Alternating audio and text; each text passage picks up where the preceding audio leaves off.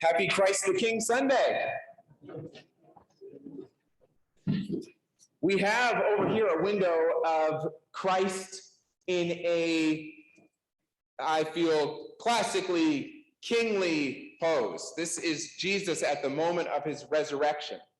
Coming out of the tomb, he has this banner with a kind of martial flag flying. The Roman soldiers are in a stupor. Jesus seems almost like he's blessing the whole world with that stance. And to be honest, he's also got a pretty strong bod.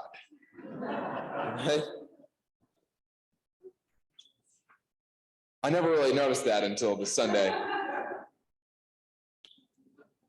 John's gospel presents a clever back and forth between Pontius Pilate, the Roman governor, and Jesus about kingship.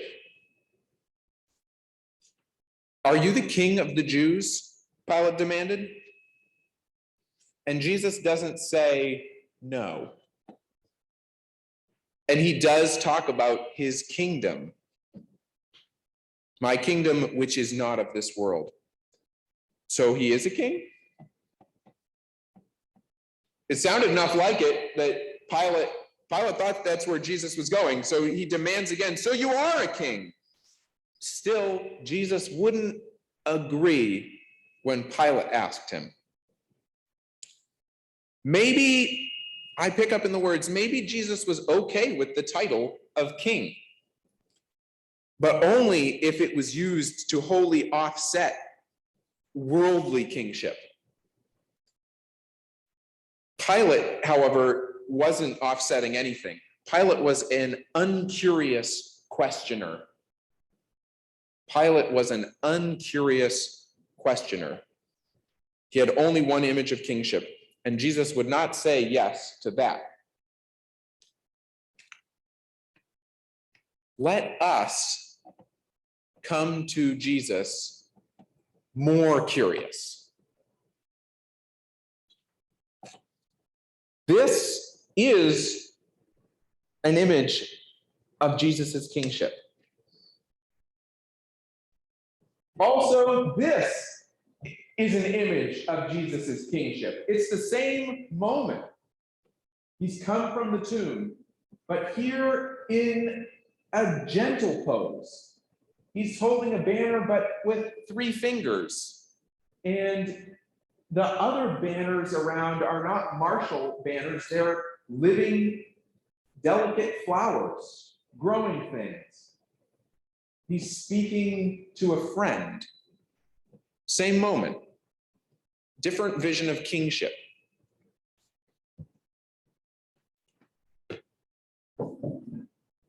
And this is Jesus. I got into the creche a little bit early. This is Jesus.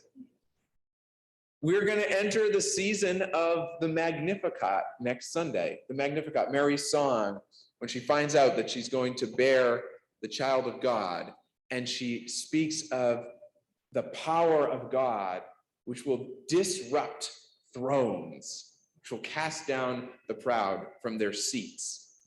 And so something about kingship is known in this face of Jesus.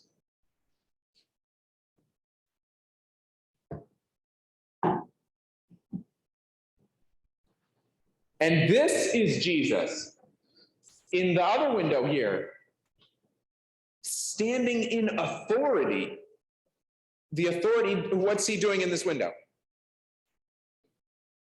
Healing, raising from the dead. The words there, talitha kumi,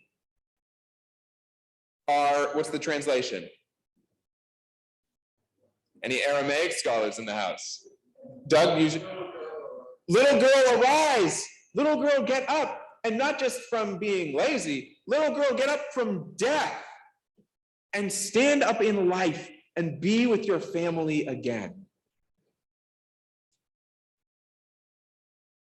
That is kingship, that's authority, and how Jesus chooses to use authority, another image. And this is also Jesus. Shortly after the conversation that we heard from the gospel with Pontius Pilate, he is executed by the Roman government. And above his cross, Pilate has the words hung, and this is an acronym for those words: Jesus of Nazareth, the King of the Jews, written in 3 languages. And so Pilate puts there for his contemporaries and for all of us down through the ages this challenge and this invitation to see on the cross, in this image of Jesus, the king, the kingship of the kingdom of heaven. We have these layered images of the king, the otherworldly kingship.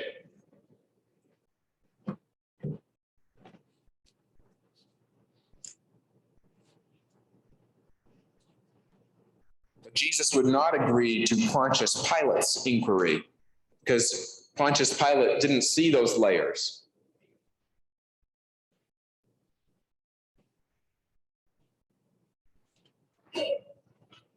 Jesus did claim to have a kingdom, though, and is a king somehow.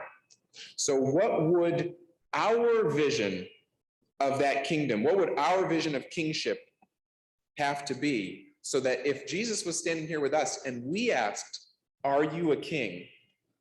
Jesus would say, "Well, like that? Like you're thinking? Yeah, I'm a king." What would that vision have to be? Jesus' last words in that conversation with Pilate were to say, "For this I was born, for this I came into the world, to testify to the truth." Truth is kind of hot today. What is the truth and what is fake? Jesus said, "I came to testify to the truth." And elsewhere in John's gospel, he said, "I am the way and the truth and the life."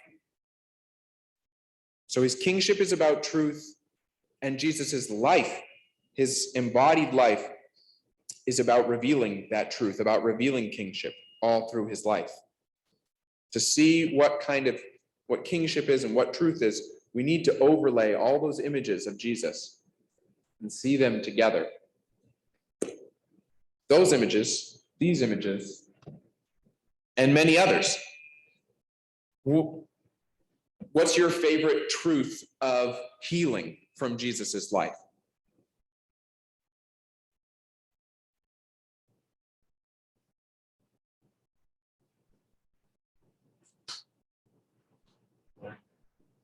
Healing the blind man.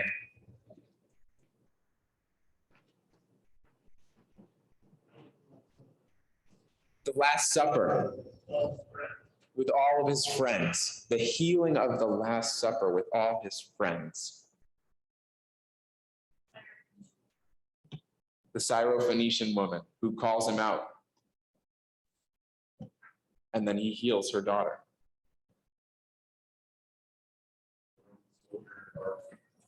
The Roman soldier in the garden.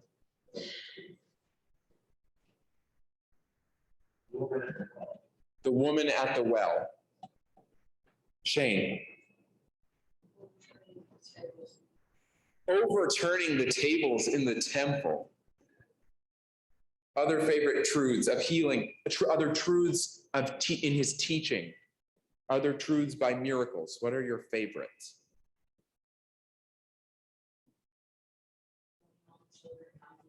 Letting all the children come to him.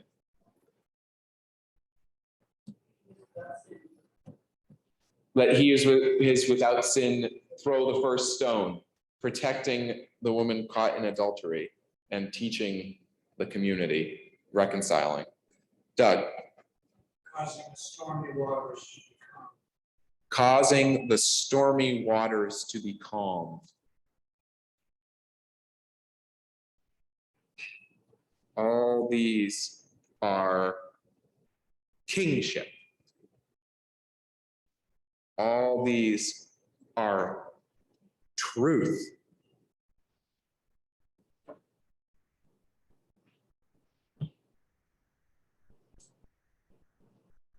Jesus, it's good for us to remember these. It's good for us to name the ones that we have felt the power of in our own spirits. Because Jesus was curious to know what we saw in him. Jesus said, "But you, who do you say that I am?"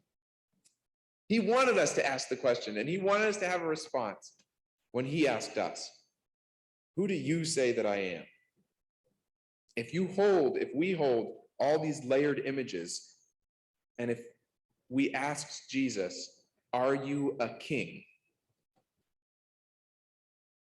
would he say to us, when you look at it like that, yes, I am.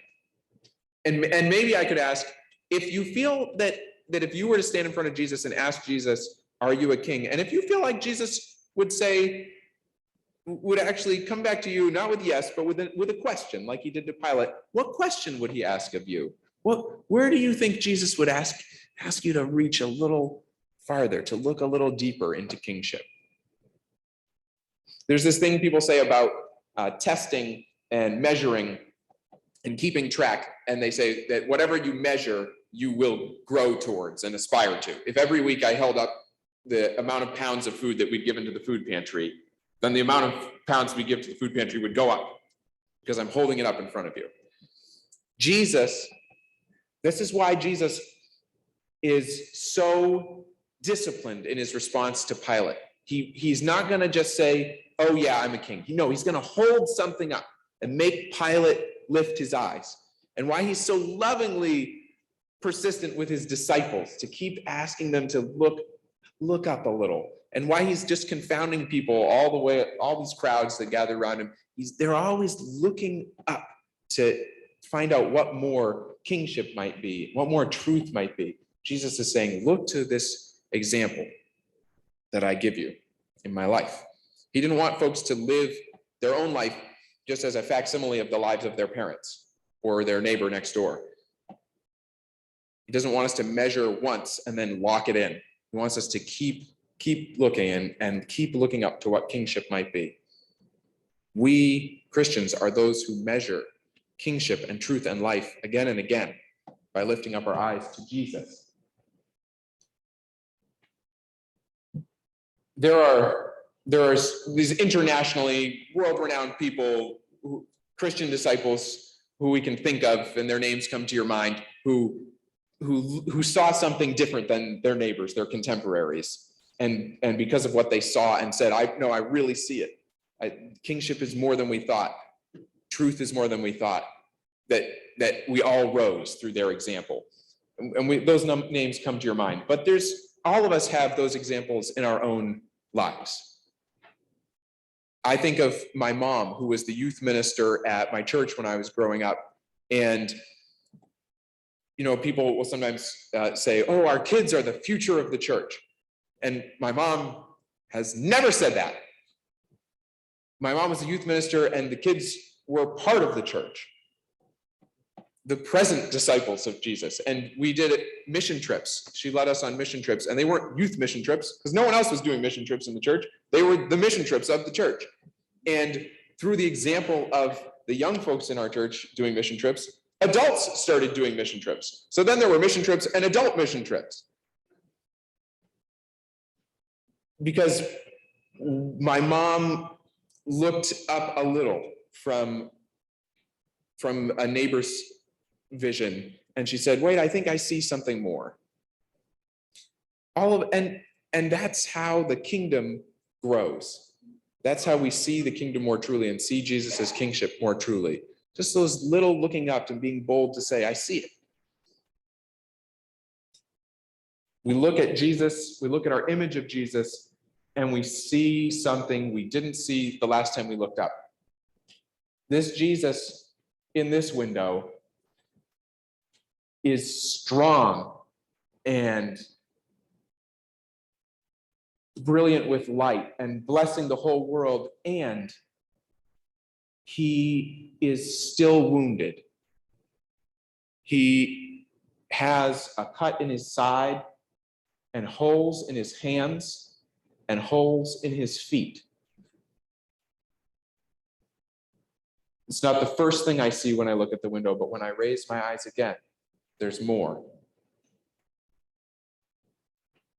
And here, these figures, think of South Africa and the freedom songs and people who saw more in terms of color and race and freedom. And I have been surprised in looking at our raredos to find that there are people of different races. Not every skin tone is the same. The artist made a choice and represented diversity. And you look up again at Jesus and see something more. Our baby Jesus has blue eyes. Jesus did not have blue eyes, my friends. But this creche was made at a certain time, in a certain place. And there's something amazing about seeing Jesus in the face of who you are. And the people who made this had white skin and blue eyes, and so they made Jesus look like them. And thanks be to God. It's a little differently in 2021, but we raise our eyes again and again. And in these images of Jesus, we have to have the layers so that we can see more and more and more of what a king is and what truth is. Today at the Eucharist, as we do every week, we will raise up the bread so that before we be the body of Christ, by taking it in, we will look up first and have to raise our eyes up to the Eucharist. Today, I invite you, in the name of the church, I invite you to see in the bread kingship and the layers of kingship, and to see if there is any new vision for you today. And then, of course, to take and eat and become what you have seen.